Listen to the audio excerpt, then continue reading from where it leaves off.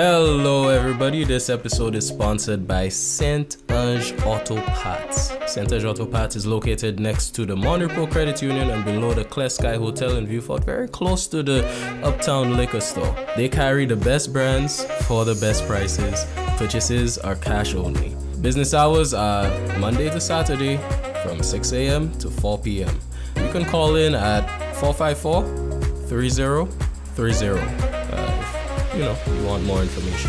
Remember to wear your mask while shopping, and if you go there, let them know we sent you. All right, let's get into it. Hello and welcome everybody. Welcome to another episode of Family Reflections. My name is Keddy Emmanuel. I'm your host, and I'm on the line today with Ingrid Charlery. Ingrid, can you tell the people hello?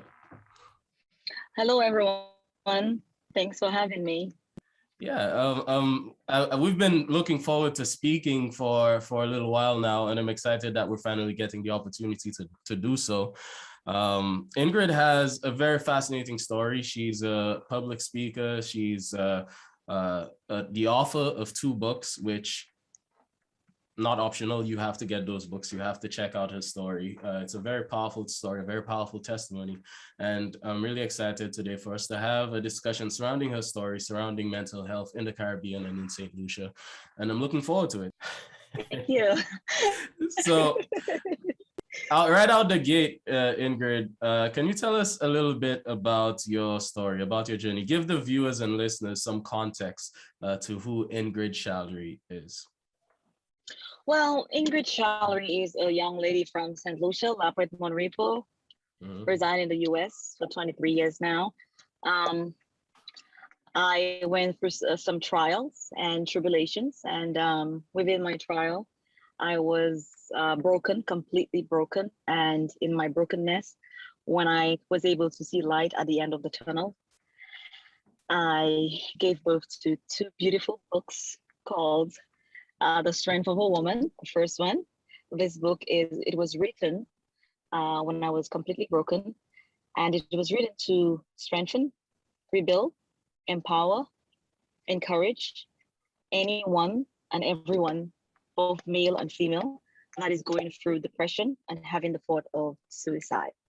And basically, the other book, which is I Thank My Past, is a continuation of my first book.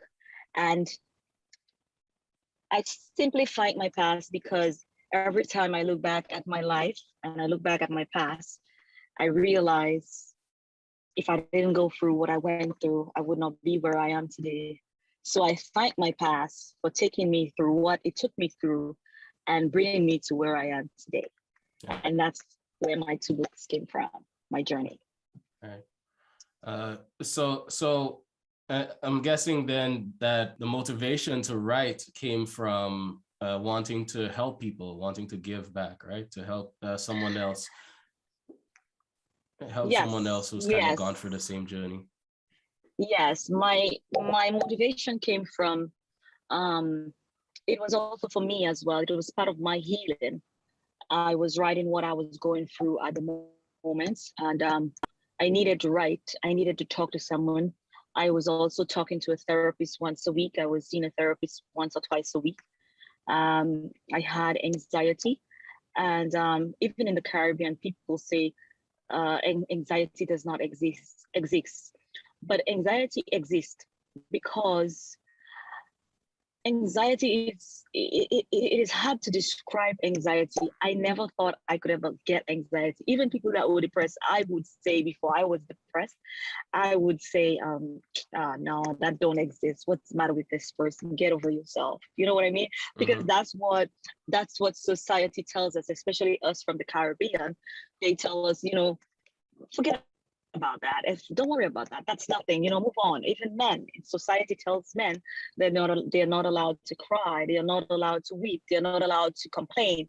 They are not allowed to, talk about their problems. They're allowed to man up, chin up, right. Wear your head up high, shoulder, and don't cry. If you cry, then they call you names, all types of names because you cry.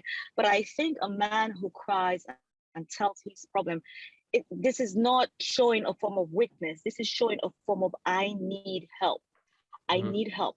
Can Yeah. I talk to you as a person? Can you keep my secret? Can you encourage me? Can you rebuild me? Can you empower me? Can you tell me something that can make me feel better? So my story, my book, it was written for both. It is called The Strength of a Woman, but it was written for both men and women. It was written to show men that you're not alone. This young lady from Monrepo, from La Puente, Monrepo, St. Lucia, she undergo homelessness. She went through jobless. She went through depression. She had the thought of committing suicide. She lost everything. And her world was crumbled. Yeah. And whilst, the world was against me, I felt like the world was against me. I also felt people were kicking me more to the curb, deeper and deeper. And all I had, all I had left in me was two things. Either I end it because this is too painful, what I'm going through, end it, or I have to use this pain to make me rise like an eagle, rise and fly like an eagle, So rise beyond. I want to kind of unpack both stories. If so, in The Strength of a Woman, the first book, I'd like for you to kind of give us sort of a synopsis, right, of how your story plays out there in that first book. So a short synopsis about my first book is a young lady that was homeless, jobless, broken, completely broken, and wanted to end her life. She was this close to committing suicide. She felt like no one was there for her. She felt like the world had turned its back on her, and all she had to do was end it. She was going through so much pain where the only thing that could have made me feel better at the moment was ending my life. And thank God, I turned to God. I turned to prayer. I remember my mom back home telling me prayers can conquer it all.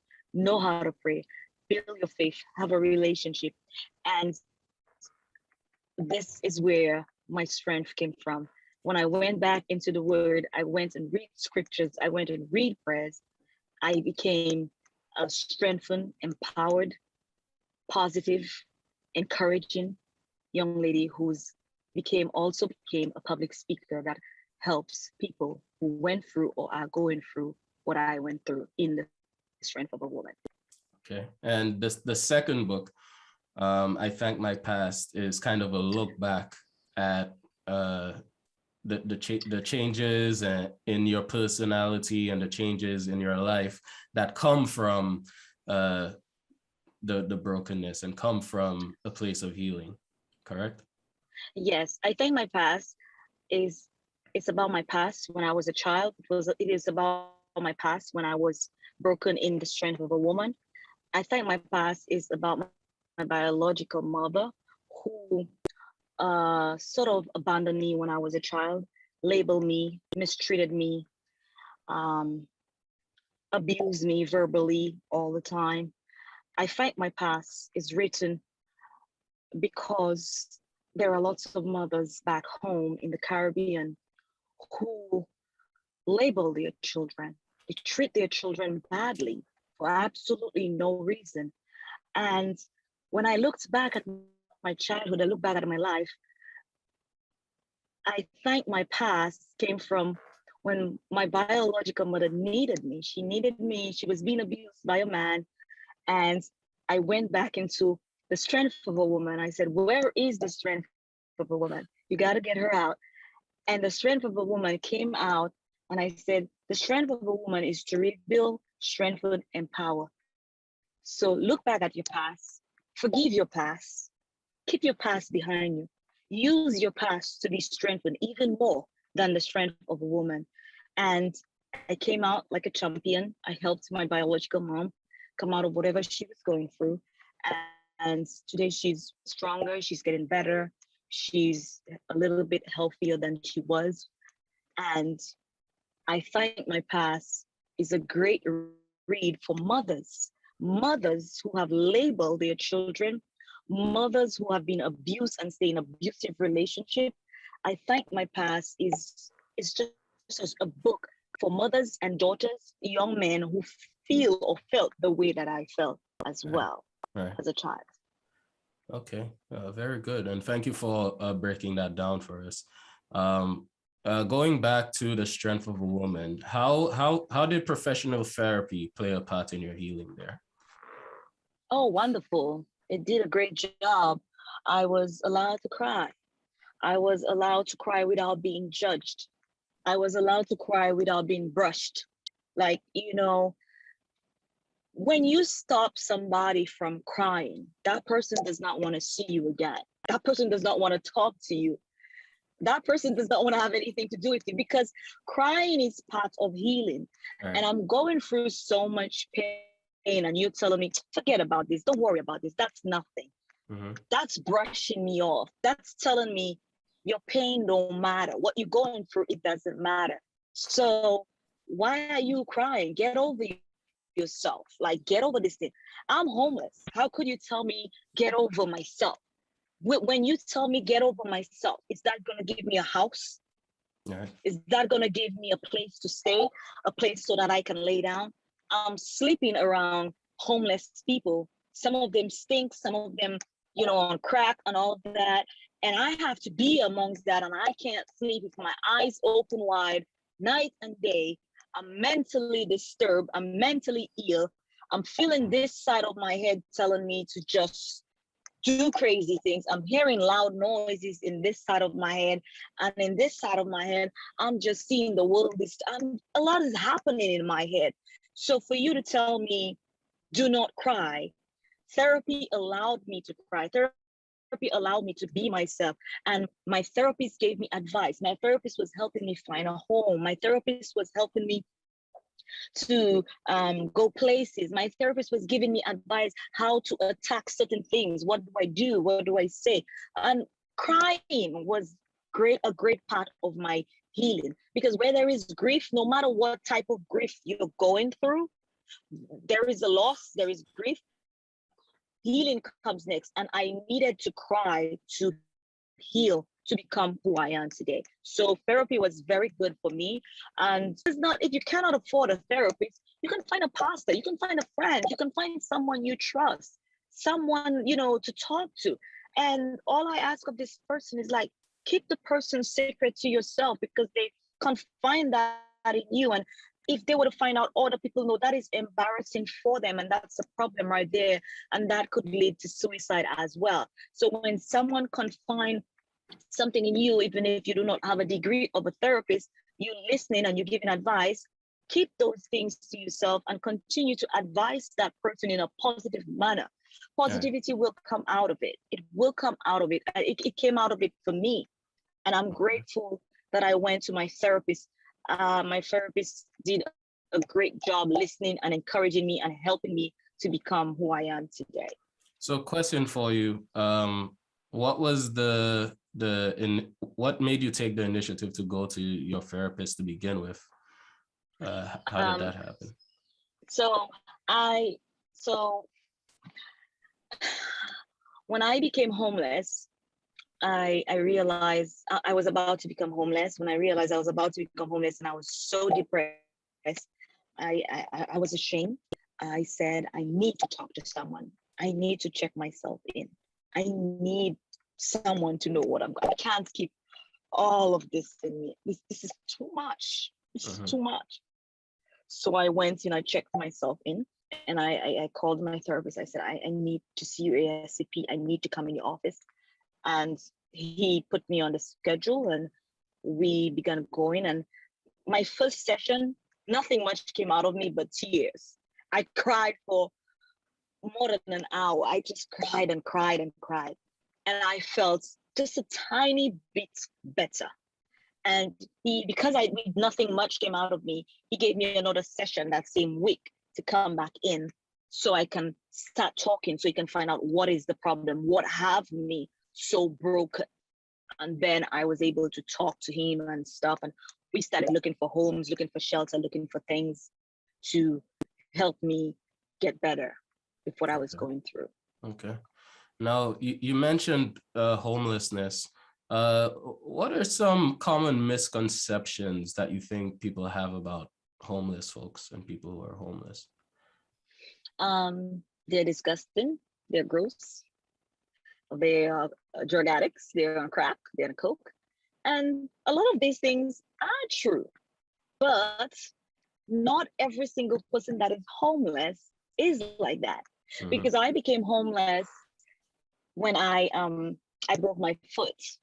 I had a broken foot, and I lived with a man, and he did not want a sick woman. Wow. And he got me mentally ill. And every day he was telling me to get out of his house. And that's how I became homeless. I had a job. I lost my job 1 month after my broken foot.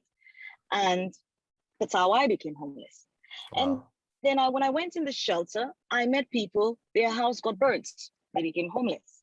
I met another family. Her husband died and she lived with her husband's family. So the husband family kicked her out. They didn't like her as the wife, so they kicked her out when the husband died. I met a dad. His wife was on crack and used up all their money, couldn't afford their mortgage and stuff. So they got evicted. So he became homeless with the kids. It's not everyone that is on crack, that is, on drugs, that is a thief or from jail, prison, and don't have a home to go to. It's not that. It's real, genuine people who were living a luxurious lifestyle or a decent lifestyle, and a situation happened. Right. Like last week, some people became homeless because we had a tsunami, we had a flooding, right? A tornado. Yeah, we had a tornado, and a lot of houses, people were living in the basement. Everything got destroyed. People became homeless. People became, the flood happened. So they lost all their possessions, their beds, everything, because the water was really high. The water was high up to car level. The next day I was going to work, a lot of abandoned cars couldn't drive in the water. So the drivers saved their lives and left the car. These people became homeless too. So this is just, when you hear homeless, you think of stinks, the person stinks, the person is disgusting, the person is this. That's what I thought. Like, when people would come up to me asking me money before, I'm like, please, you live in America, you were born and raised here. I had to pay for my status. Your status is free. I'm not doing that. I'm not helping homeless people. That was my perception about them, because they were Americans homeless. But I never even imagined what I went through could have happened to them until I became homeless, and I saw how people were looking at me, and I analyzed it, and I said to myself, this is how you looked at the homeless people. So these are the stuff that people think about. This, you all were paying the mortgage together, your salaries, but you lose your wife and the salary, you cannot cut it, you become homeless. That does not mean you're a thug, you are on the street, you're in drugs, you're in all of that. That does not mean that. So a lot of people go homeless for different reasons, and it does not pick who it attacks. It can pick any color, any race, children. But yeah, I wanted to say that definitely I agree that homelessness tends to follow a life-altering situation, a life-altering event. And all the scenarios that you just gave me are things that weren't necessarily completely in people's control. Basements flooding, having a relationship end. By the way, guys, I want to point out, I just have to segue quickly to say that I'm sorry about me constantly wiping my nose. I have sinuses and they're acting up. And that's another thing I can't really do anything about. I'm trying, just hang in there with me.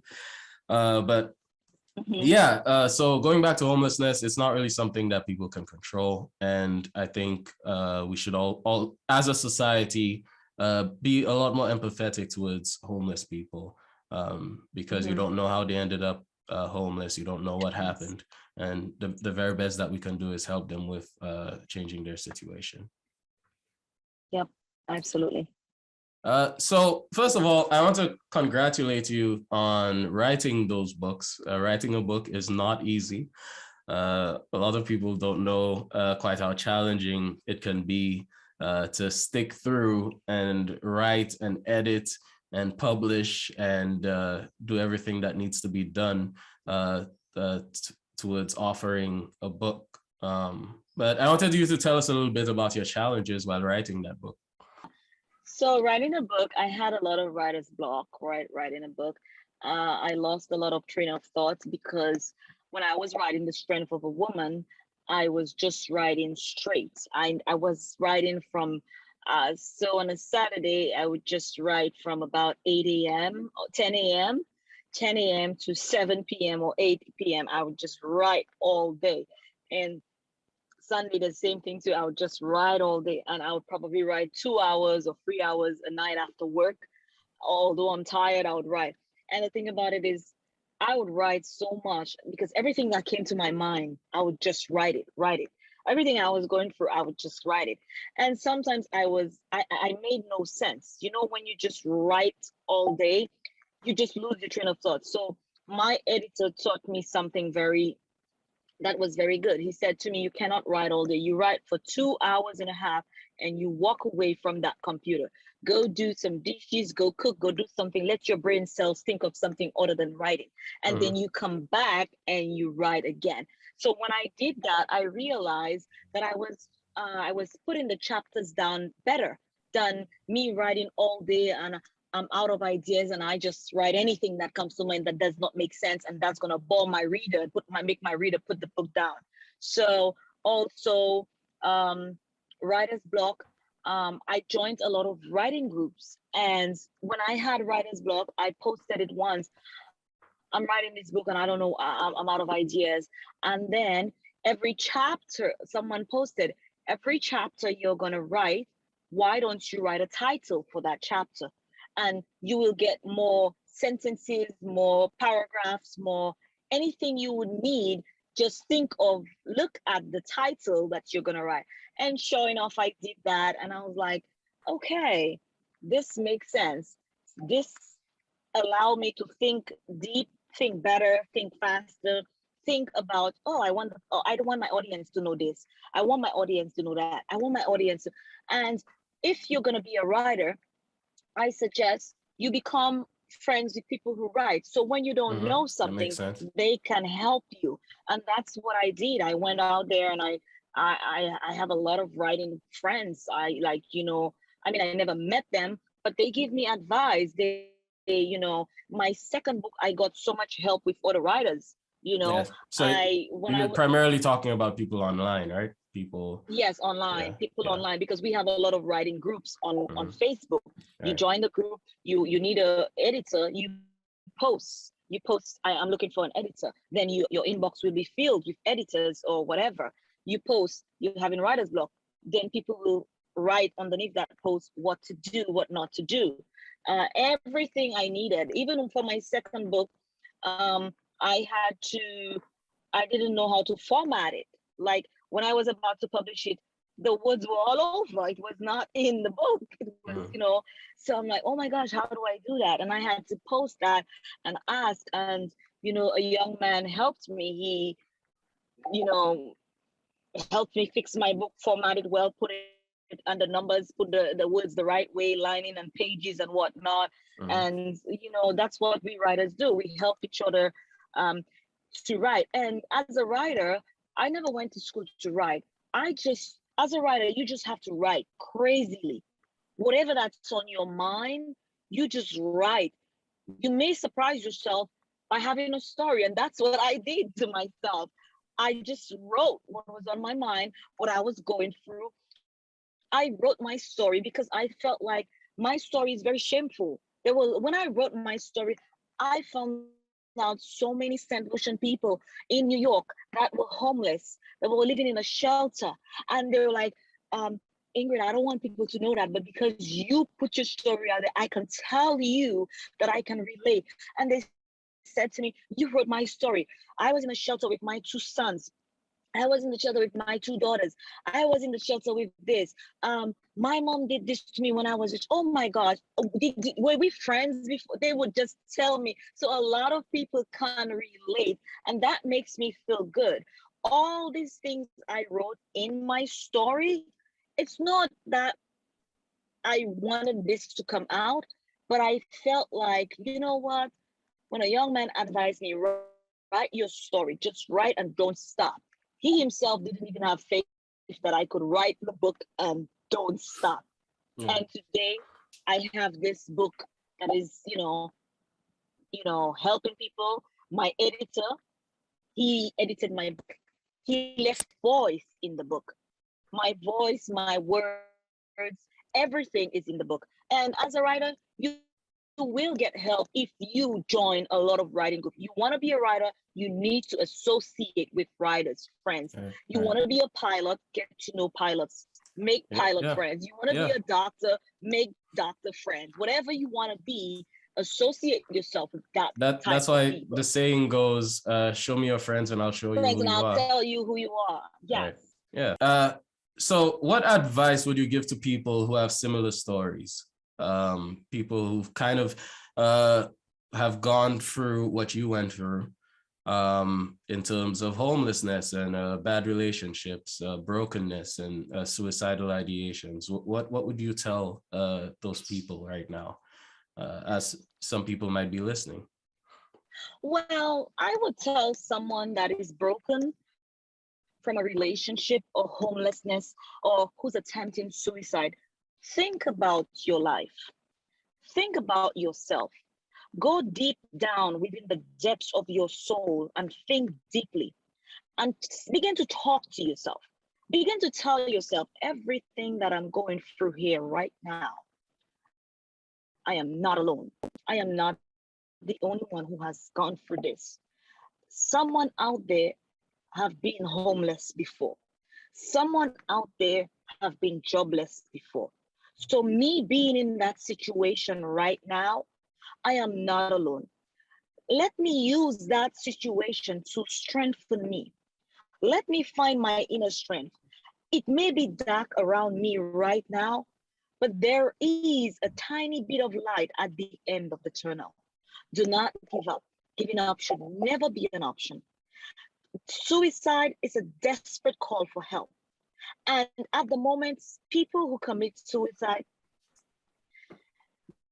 they are so desperate. They are in so much pain. They are hurting so much at the moment. They are afraid. They are ashamed. And shame will hold you back. Do not let shame hold you back. You are better than shame. You are bigger than shame. Yeah. Lots of people have gone through what you're going through somewhere in the world. Some people are starving. Some people are going through worse than you at the moment. If you think about yourself like that you are not alone, I had to have that mentality for myself. I had to tell myself, everything that you're going through right now, you're not alone. Remember Tyler Perry, he was homeless. Remember this lady, she was homeless. Remember that guy, he was homeless. They all made it well. They used their homelessness, they used their, pain, whatever. They didn't let their past hold them back. Right. Look at Oprah. Oprah had a bad past. Look Right. at Oprah. She's one of the richest Black women in the world. She did not let her past hold her back. Do not let your past hold you back. Most times, your past is here to strengthen you. Your past is here to build you. Your past, if I didn't go through that past, I would not have written 2 books. I remember last week, when my uncle lives in New Jersey and we just met each other again. And he said to me, "Oh, you were homeless." We talked about my books and stuff. And he said to me, "No, there's no way if I knew you were the homeless." I said, "No, uncle, I'm glad I was homeless. I'm glad I was homeless because I was homeless. I gave birth to 2 books. If I was not homeless, I would not write a book. I would not change my profession. Right now, I work for the government and I work in mental health.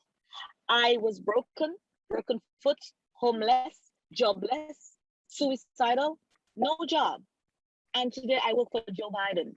Yeah. Isn't that epic? This is Right. great. Right. So when I look back at my past, I say to myself, I thank my past. I'm happy. I'm not going to trade that. This is the destiny that God had for me. This is what God wanted for me.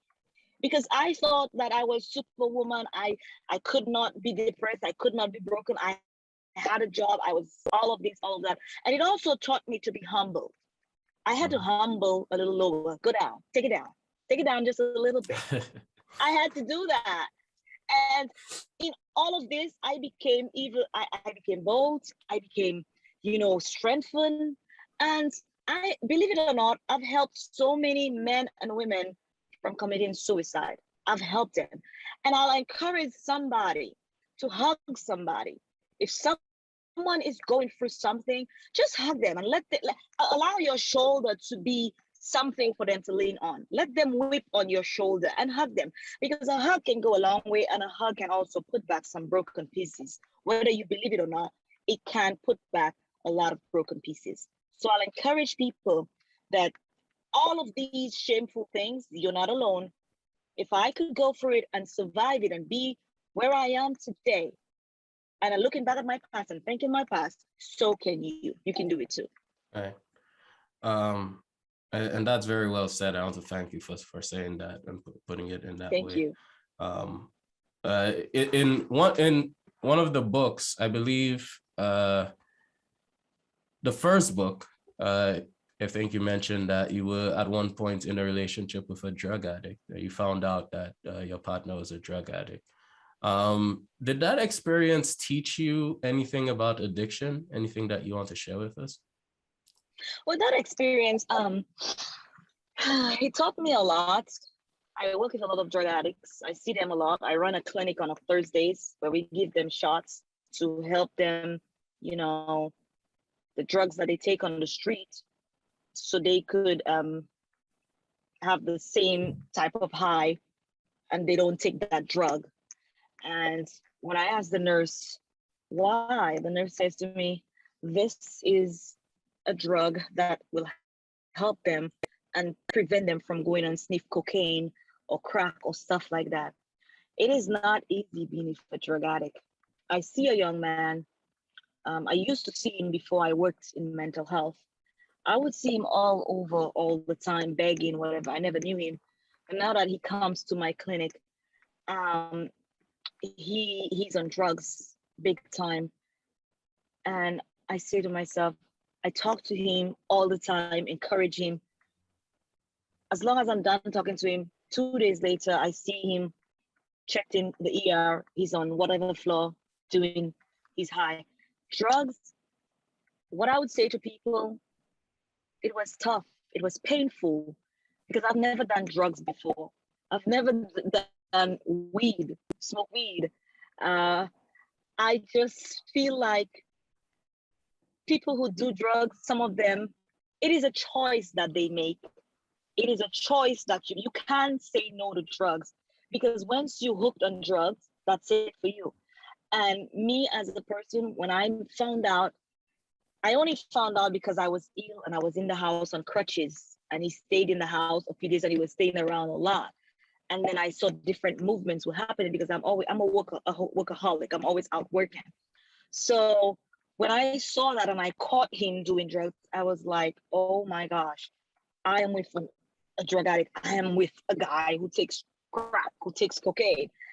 This broke me, because if I wasn't strong and he offered it to me, that would damage me. My thing for people, I encourage people, say no to drugs, because it can really destroy you.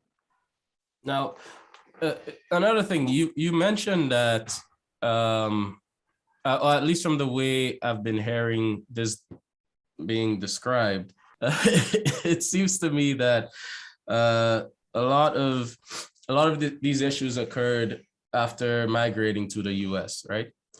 Yes. So yes, it sounds absolutely. so it sounds like this is kind of the story of migration here, and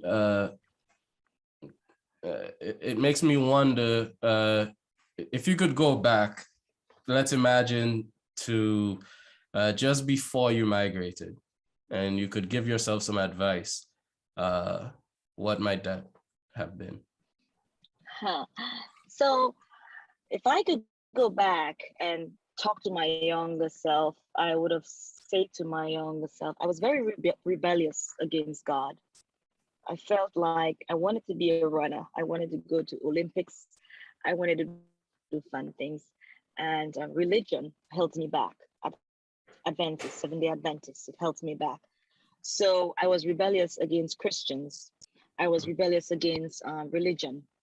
I would see the people in the church, most of them were wicked. They were not kind to people with big hearts. And as a Christian, people hid underneath the word Christianity to make you think that they will good and have a big heart like Christ. But I came across so many mean people in church, and I felt like church took away my dream, what I really wanted to be. Mm-hmm. So I was rebellious, and I wouldn't pray. I would pray whenever I remember. But now praying is a must. It is part of my daily routine. I have to pray before I lay down. I have to pray when I wake up. I have to give thanks for being alive and waking up. So if I would say something to my younger self, what I would say to my younger self was, I wish you didn't um, listen to people, or you didn't feel the way you felt about this. You could have ignored them and still have a relationship with God. I did not have a relationship with God. I was fighting him like, I don't need you. I don't need you. And then he was the one who saves me, not a family, not friends, not anybody. Everybody who came in my life when I was broken was because God sent them at the moment. God sent them. So I would just say to myself, I wish my younger self, I wish you were not so rebellious against God. And I wish you thanked him and praised him. And, maybe just maybe you would not have done all these mistakes. But then again, these mistakes were meant to happen to make me who I am today, to take me to where I am today. Yeah. And I want to tell you that I am really standing in awe of your story here. I want to tell you that I'm really proud of you for pushing through what you pushed through, and not only just pushing through, but also attempting to turn around and give back to others who may come after you in the form of these 2 books that you have written. Folks, we will definitely ensure that we include the links to both stories or both books in the description of this video. And we will be back in 2 weeks because, as you know, Family Reflections is bi-weekly. Hopefully the next time you see me, I don't have these sinuses bothering me. Hopefully. But Ingrid, thank you so much for joining me. Thank you so much for taking your time out today to sharing some of these gems with the INOLA platform and the viewers and listeners. Well, thank you so much for having me. And the books are in St. Lucia. It is in Micode, it is in Tiroche, it is in Beaufort. I made sure I shipped it down there. So if anyone wants the book, they can get it. They can call this number 287-3105. They can call this number for this book, and they could arrange a location to pick up the book. And I would like to thank all my readers in St. Lucia, those that have been supporting me for both books, The Strength of a Woman.